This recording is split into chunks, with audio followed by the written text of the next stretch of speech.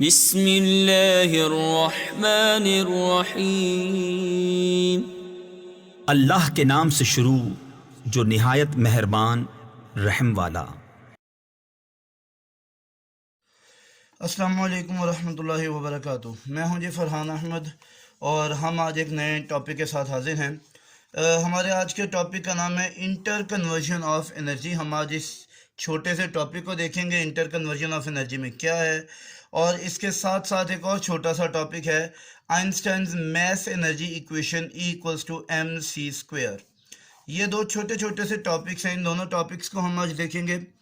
और इसके अलावा हम जो मेजर दो टाइप्स हैं, रिन्यूएबल एनर्जी सोर्सेज और नॉन रिन्यूएबल एनर्जी सोर्सेज, उनके बारे में आज देखेंगे।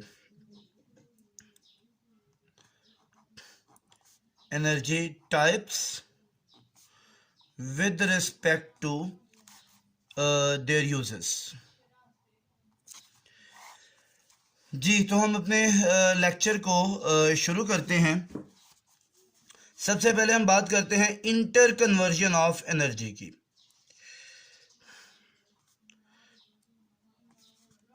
इंटर कन्वर्जन ऑफ एनर्जी से क्या मुराद है? इंटर का मतलब है जी दरमियान, कन्वर्जन का मतलब है बदलना, और एनर्जी से मुराद है जी एनर्जी। तो इस पूरे हेडिंग से जो बात सामने आती है या जो बात हम जो है वो अज्यूम कर सकते हैं वो ये है कि जी एनर्जी, हम क्या यहाँ पे बात ये अज्यूम कर सकते हैं, एनर्जी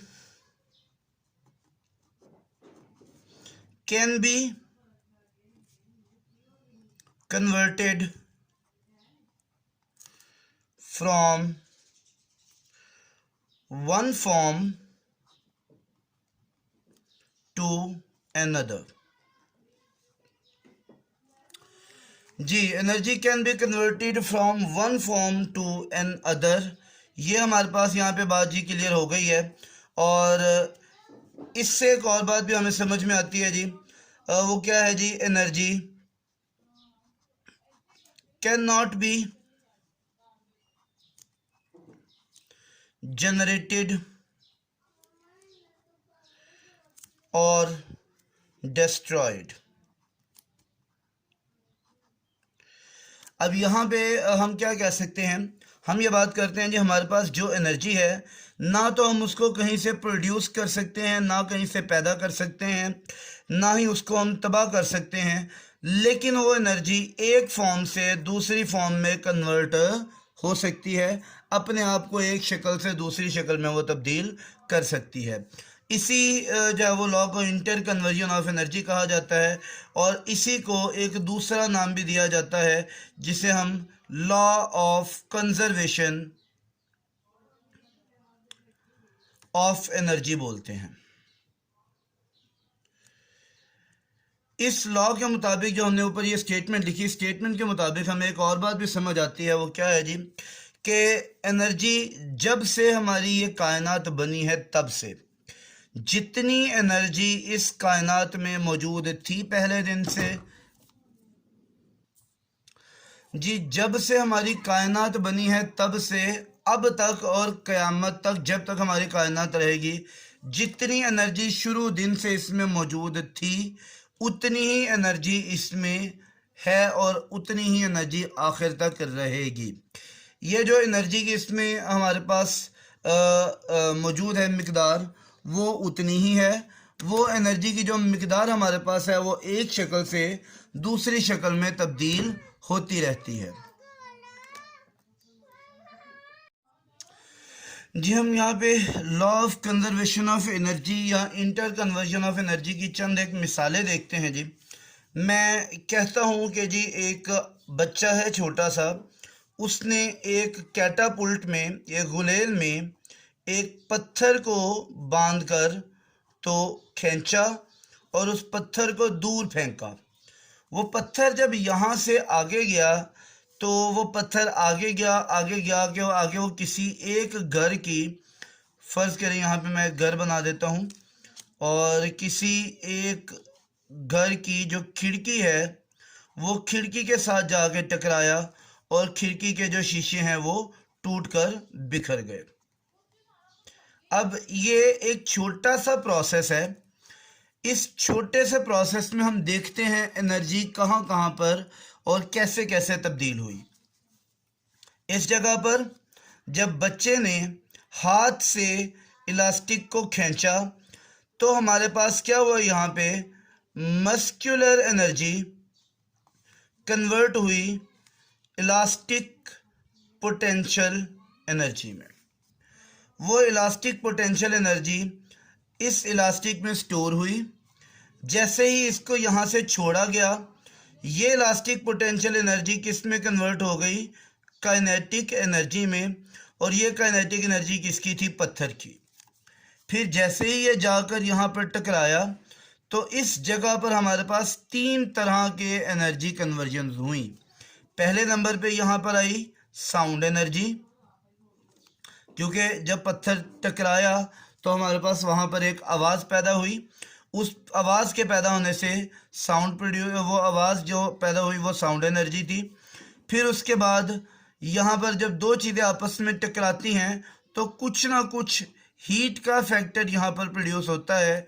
तो एक फॉर्म यहाँ पर हीट एनर्जी में कन्वर्ट हुई और उसके बाद जो ग्लास के पीसेस इधर उधर बिखर गए, उड़ के गिरे, बाकी जो हमारे पास एनर्जी बची थी वो इन तमाम पीसेस की काइनेटिक एनर्जी में कन्वर्ट हो गई। इस तरह हमारे पास क्या हुआ कि ये हमारे पास जो एनर्जीज थी वो एक फॉर्म से दूसरी में, दूसरी में तीसरी में, तीसरी से चौथे में कन्वर्ट होती गई। और एट द एंड हमारे पास जो है वो अगर मैं इन तमाम एनर्जीज को आपस में ऐड करता हूँ तो ये जो टोटल एनर्जी का है वो हमेशा वही रहेगा जो यहाँ पे हमने एंटर किया था। ठीक है जी। यहाँ पर हर तरह के एनर्जी लॉस भी शामिल कर लेंगे। यहाँ पे हर तरह का हम जो है वो कन्वर्जन को भी शुमार करेंगे और जब उसको टोटल किया जाएगा तो हमें पता चलेगा कि टोटल एनर्जी हर जगह पर एक जैसी है। आगे चलते हैं जी। हमारे पास जो दूसरा यहाँ पर टॉपिक है वो है Einstein's mass energy equation, E = mc²। अगर हमें इंटर कन्वर्जन वाले टॉपिक की सही तरह समझ आ गई है तो E = mc² भी हमें बहुत आसानी से समझ आ जाएगा। E से मुराद यहाँ पर एनर्जी है, M से मुराद है मैस और C से मुराद है स्पीड ऑफ लाइट।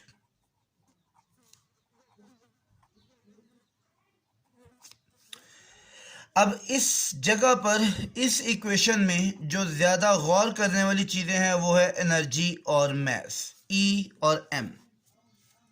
आइंस्टाइन के मुताबिक वो कहता था कि एनर्जी और मैस आपस में इंटरचेंजेबल हैं। इंटरचेंजेबल से क्या मुराद है कि मैं एनर्जी को मैस में और मैस को एनर्जी में कन्वर्ट कर सकता हूँ। ये जो हमारे पास इक्वेशन बनती है, इस इक्वेशन के ऊपर बाद में बहुत सारे एक्सपेरिमेंट हुए और आज इसकी कुछ प्रैक्टिकल एग्जांपल्स हमारे पास मौजूद हैं जिसको हम जो है वो देख सकते हैं। जो सबसे पहले इसकी प्रैक्टिकल एग्जांपल हमें नज़र आती है वो हमें नज़र आती है एटॉमिक फिज़िक्स या न्यूक्लियर फिज़िक्स में। एटॉमिक फिज़िक्स या न्यूक्लियर फिज़िक्स में हमें क्या नज़र आता है जी, हम यूरेनियम 235 को लेते हैं और इस यूरेनियम 235 में एक न्यूट्रॉन को यहाँ पर हम ऐड करवाते हैं। एक न्यूट्रॉन जब इसमें ऐड होता है तो हमारे पास क्या होता है जी, ये जो यूरेनियम है ये U236 में कन्वर्ट होता है और उसके बाद 2 हिस्सों में ब्रेक हो जाता है। एक हिस्सा बन जाता है बेरियम और दूसरा हिस्सा बन जाता है क्रिप्टॉन। अब यहाँ पर जो हमें इन दोनों सेगमेंट के साथ जो चीज़ मिलती है वो है एनर्जी। ये एनर्जी कहाँ से आती है, इसको जो हमारे साइंटिस्ट है वो ये बताते हैं कि जब एटम खुद को ब्रेक करता है तो उस एटम की एक छोटी सी फ्रैक्शन या एक छोटा सा हिस्सा खुद को कन्वर्ट कर लेता है एनर्जी में, और ये जो एनर्जी हमें मिलती है ये वही एनर्जी मिलती है जो कि हमें उस एटम के अंदर से मैस के एनर्जी में कन्वर्ट होने से मिलती है। इसके बाद एक कॉमन सी एग्जांपल हम यहाँ पे मज़ीद देख लेते हैं जी। एक बड़ी कॉमन सी एग्जांपल है जी, हम अक्सर जो है वो देखते हैं ज़मीन के अंदर अगर कोई बीज बोया जाता है फिर उसे पानी दिया जाता है, और पानी जब उसको दिया जाता है तो कुछ अरसे बाद वो बीज के अंदर से कुछ पत्ते और जो है वो एक छोटा सा पौधा बाहर निकलना शुरू हो जाता है, और कुछ इसके रूट्स जो हैं वो ज़मीन के अंदर जड़ें पकड़ना शुरू कर देती है। अब एक छोटा सा बीज हमने उसमें डाला, उसको हमने पानी दिया, उसने ज़मीन के अंदर से कुछ मिनरल्स को एब्जॉर्ब किया, और फिर जो हमारे पास सनलाइट यहाँ पर आई उस सनलाइट को इसने इस्तेमाल किया, और इस बीज के अंदर से एक पौधा निकला जो कि बड़ा होते होते एक दिन जो है एक तनावर दरख्त बन जाता है एक छोटे से बीज से। अब बात यह है कि बीज का अपना मैस बहुत कम है, लेकिन उससे जो इतना तनावर दरख्त निकल जाता है, वो एक तनावर दरख्त कैसे बनता है? वो सूरज से आने वाली एनर्जी, ज़मीन से एब्जॉर्ब करने वाले पानी और अपने अंदर होने वाले जो उसके रिएक्शंस हैं उसकी वजह से जो एनर्जी प्रोड्यूस करता है, उस एनर्जी को वो अपनी बॉडी में स्टोर करके मैस में कन्वर्ट करता है, और वही मैस आहिस्ता आहिस्ता उसकी बॉडी में जुड़ता जाता है, जिससे क्या होता है कि वो जो है वो एक तनावर दरख्त बन जाता है। तो ये भी एनर्जी की मैस में कन्वर्जन की एक छोटी सी एग्जांपल है। इसी तरह एक छोटा सा बच्चा है जो कि चंद किलोग्राम का होता है at the time of birth, लेकिन जैसे ही चंद साल का अरसा गुजरता है उसकी हाइट में, उसके वेट में, उसके मैस में इजाफा होता है। वो इजाफा कहाँ से आता है? जो खुराक वो खाता है वो उसकी बॉडी में जाके जब मेटाबॉलिज्म इफ़ेक्ट की वजह से टूटती है, वो एनर्जी जो उसे मिलती है वो उसकी बॉडी का हिस्सा बनती है, और जब वो उसकी बॉडी का हिस्सा बनती है तो वो कंसनट्रेटेड फॉर्म में आकर मैस में कन्वर्ट होती है, जिसकी वजह से वो मैस उसकी बॉडी को ग्रो करवाता है, या वो मैस उसकी बॉडी में अटैच होता है, जिससे वो उसकी हाइट, उसकी लेंथ और उसके वेट में इजाफा होता है। तो इस तरह मैस और एनर्जी एक दूसरे में इंटरचेंजेबल हैं। एक छोटी सी रिसर्च हुई है जी E=mc² के टॉपिक पे। उन्होंने क्या किया जी, एक गोल्ड बार को लिया, उस गोल्ड बार को हीट अप करना शुरू किया, और अगर सपोज इसका मैस एग्जैक्ट 1 किलोग्राम था और इसको उन्होंने कमोबेश 3 लाख डिग्री सेल्सियस के ऊपर इसको हीट अप किया, या इतने जो है वो जाउल एनर्जी इसके अंदर एब्जॉर्ब करवाई। अब इतनी एनर्जी इसके अंदर एब्जॉर्ब होने के बाद जब उन्होंने इसी गोल्ड बार का दोबारा मैस मालूम किया, तो ये मैस इसका जो है वो 1.000000 एंड समथिंग, कुछ आगे मज़ीद ज़ीरोज़ के साथ जो है वो 2 किलोग्राम में कन्वर्ट हो चुका था। तो इससे भी उन्होंने इस चीज़ का अंदाज़ा लगाया कि इतने जाउल एनर्जी जो इसकी बॉडी में एब्जॉर्ब हुई है वो एक कंसनट्रेटेड फॉर्म में कन्वर्ट हुई है, और उसके साथ इस गोल्ड बार के मैस में कुछ हद तक इजाफा हो गया है। तो E=mc² के टॉपिक में हमें अभी तक इतना ही जो है वो मिलता है कि मैस और एनर्जी इंटरचेंजेबल हैं। हम मैस को एनर्जी में और एनर्जी को मैस में कन्वर्ट कर सकते हैं, और ये दोनों जो है वो इंटरचेंजेबल होने वाली जो इक्वेशन है, ये इक्वेशन हमें इस जो है 20वीं सदी के मशहूर साइंटिस्ट एल्बर्ट आइंस्टाइन ने दी है। आगे चलते हैं हम अपने तीसरे टॉपिक की तरफ, एनर्जी। एनर्जी के बारे में हम पढ़ चुके हैं, ability to do the work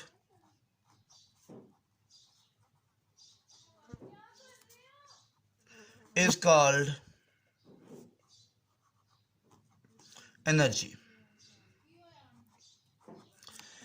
ability to do the work is called energy. Energy के बारे में हम पढ़ चुके हैं। इस्तेमालात के लिहाज से या विद रिस्पेक्ट टू यूजेस हम एनर्जी को दो टाइप्स में डिवाइड कर सकते हैं। पहले नंबर पे नॉन रिन्यूएबल एनर्जी सोर्स और दूसरे नंबर पे renewable energy source. Non renewable energy source से क्या मुराद है?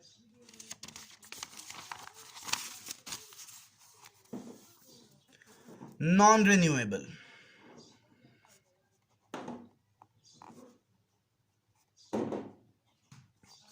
नॉन से मुराद है नहीं, रिन्यूएबल से मुराद लिया जाता है दोबारा इस्तेमाल के काबिल।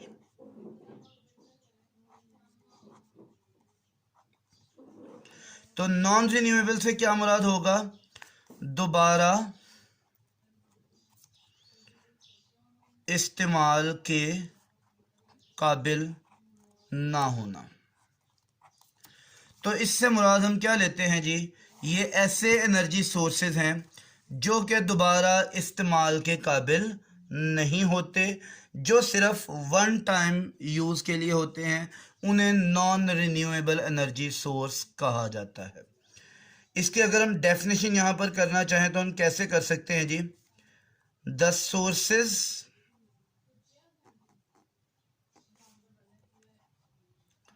that are able to use only one time is called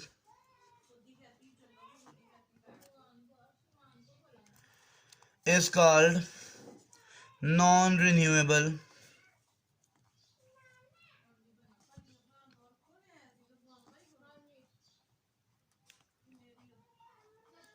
energy source. जी डेफिनेशन भी हमारे सामने आ गई है। हमने इसके जो है वो टॉपिक्स को भी यहाँ पर देख लिया है, इसकी हमने डिटेल को भी देख लिया है, और आगे हम बात करते हैं जी इसकी टाइप्स की। नॉन रिन्यूएबल एनर्जी सोर्स की फर्दर हमारे पास हैं दो टाइप्स। सबसे पहले हमारे पास है फॉसिल फ्यूल,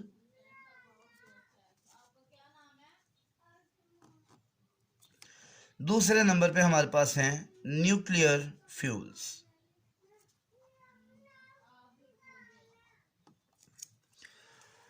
फॉसिल फ्यूल्स तमाम ऐसे फ्यूल्स हैं जिनको ज़मीन से निकाला जाता है, जो कि जानदारों के फॉसल से बनते हैं। इसमें ऑयल शामिल है, इसमें गैस शामिल है और इसमें कोल शामिल है। और न्यूक्लियर फ्यूल्स में हमारे पास एक ही फ्यूल है जिसे हम यूरेनियम का नाम देते हैं, और इसको हम एटॉमिक रिएक्टर्स में इस्तेमाल करते हैं। इनकी डिटेल के लिए जो है वो हम अगले टॉपिक में इंशाल्लाह इसकी डिटेल के बारे में बताएंगे। अभी हम चलते हैं रिन्यूएबल एनर्जी सोर्स की डेफिनेशन पे।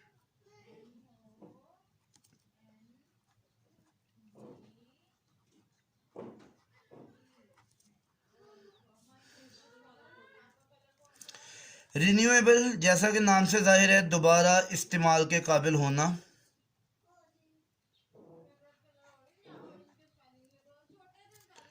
एनर्जी से मुराद एनर्जी और सोर्स से मुराद ज़राए। इसको बुक में उन्होंने काबिल तजदीद ज़राए के नाम से बताया है। और इसकी अगर हम डेफिनेशन करना चाहें तो हम ऐसे इसकी जो है वो डेफिनेशन कर सकते हैं कि द सोर्सेज